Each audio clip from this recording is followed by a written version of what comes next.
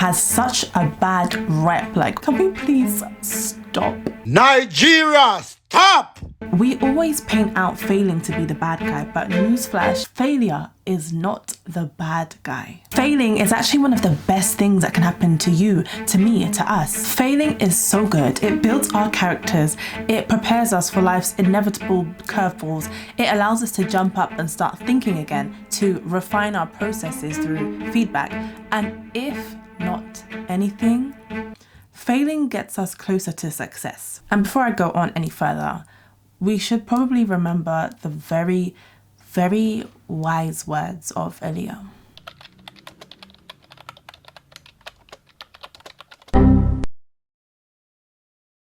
So this is going to be a very quick video. We are going to get through this in 3 steps, bish bash bosh. Firstly, what is failure? Secondly, why do I like it? Am I just a crazy person that just loves failure and failing? And why you should like it too. Let's go. So the first part of this video, very quick, very simple. What is failure?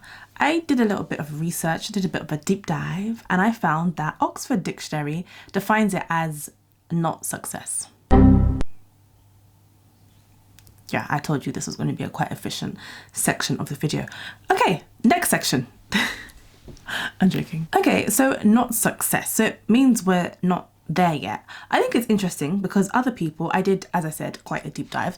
Other people talk about failure being success, but in a different way. So someone quoted it as success, but not the right type, not the right kind. So actually being successful in something, but just not what you wanted it to be in. So I don't know, I always use the gym as an analogy. Am I going through something? Maybe it's because I've started my health journey. But so let's take a think about the gym. If I say to myself, I want to lose X amount of kg, and I say that I need to achieve this for some reason in 6 months, and the end of the 6 months come and it's now June, and we get to that month and I weigh myself and I see that I've actually added that amount of those kgs instead of losing them. Technically, if we apply this whole thinking of failure is actually success, but just not the right kind or not the right one that you're looking for, I guess it's kind of true, because I was successful in adding 5-10 kg, but that's just not the right outcome, or that was not the outcome I was looking for. So I think it's quite an interesting way of looking at it, but it makes sense. Yeah, I guess successful in doing the wrong thing. So I found that interesting. I then looked at the Bible because I'm a Christian and I love all things Bibles. And I wanted to understand what failure kind of meant in this context. And I saw a few things. So I wondered if it was probably less about worldly standards of success, but more about the inward, so falling short of God's standards and maybe the mission that He's placed for you. But what I really like about the definition of failure in biblical terms is that when we look at it, so we basically look at failure through a particular lens, and I think that lens is a redemptive lens. So we look at failure, but not that it's the end, basically. It's more through the fact that this is a journey. This is something that we can get through. This is something that will help us. That, as Aaliyah said in her very wise words,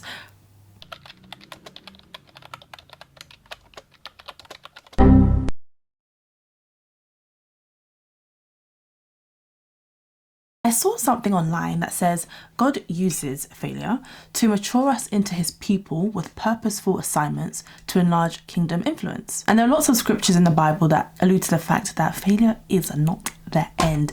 And in fact, it's actually something that can help us grow. It's something that can teach us, refine our thinking, help us be a lot more better, effective, efficient, smarter in whatever it is that we set out to do in the first place. I think if I was to pick out a particular verse that people may start thinking about when we start talking about failure, like their brain juices might start taking them in the direction of a particular verse, I think it'd be this one. Though a righteous man falls 7 times, he rises again. There's another verse that I like, and it says, do not gloat over me, my enemy.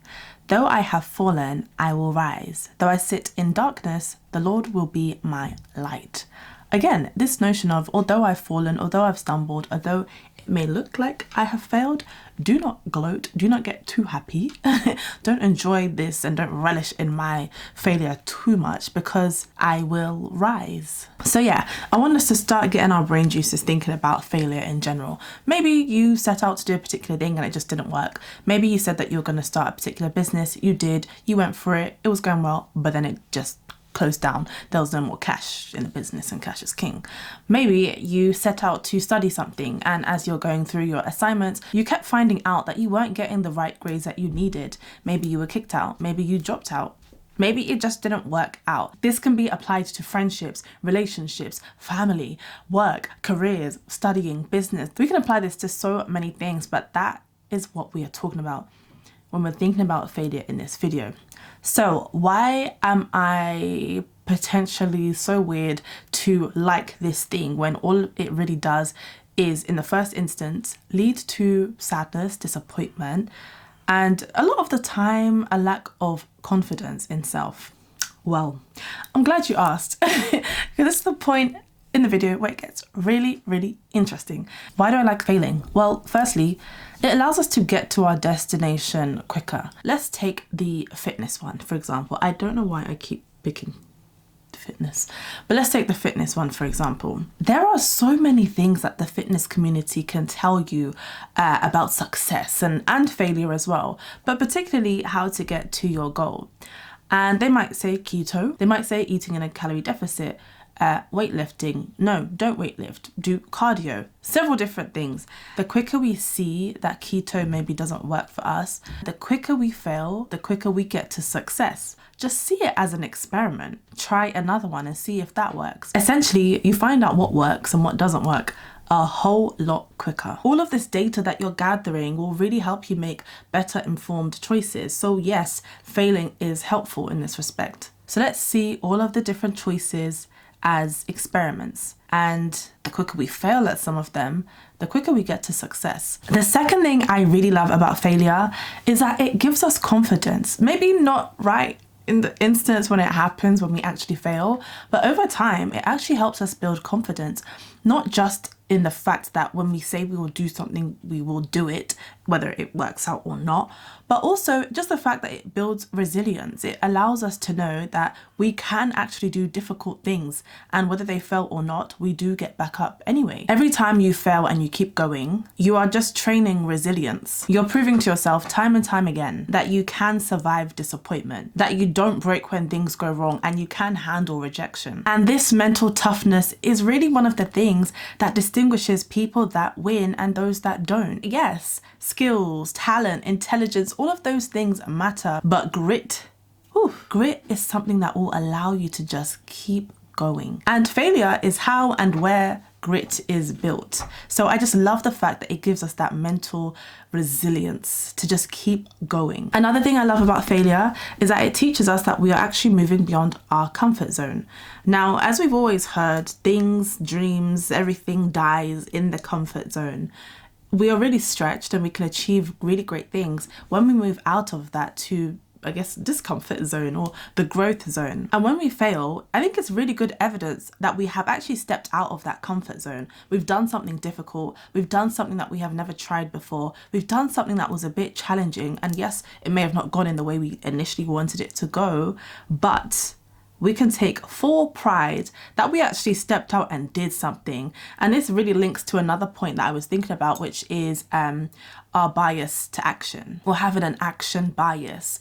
So I think for a lot of things in life, things that seem outside of our reach, it's the easy route. It's really, really easy essentially to just not do anything. And we can actually start to overthink, over prepare, and I've got lots of videos about that. And a key thing this can lead to is decision paralysis. We just don't do anything. But failure, if we know we have failed, again, we can take great pride in that we actually tried to do something. We didn't just sit down with our ideas and our dreams and our thoughts.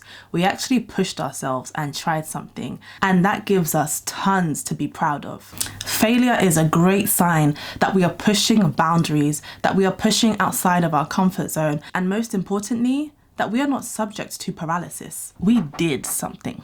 And I think, if anything, my favorite thing about failure is that it is genuinely feedback. Failure teaches you things that sitting and not doing anything could never teach us. It shows you what does work and what doesn't work. When something doesn't work out or something fails, you're forced to ask yourself, why didn't this go in the way that I thought it would? What went wrong? What can I do differently? What did I underestimate or overestimate? Every failure is a lesson just wrapped in lots of discomfort and disappointment and sadness. But if we kind of put our logical brains on and remove all of the emotions that are wrapping this really good feedback exercise, we can get to learn so much for the future, for other people, and also for ourselves, just even 10 years down the line. There's so much value in these lessons, in the feedback that we get from failing.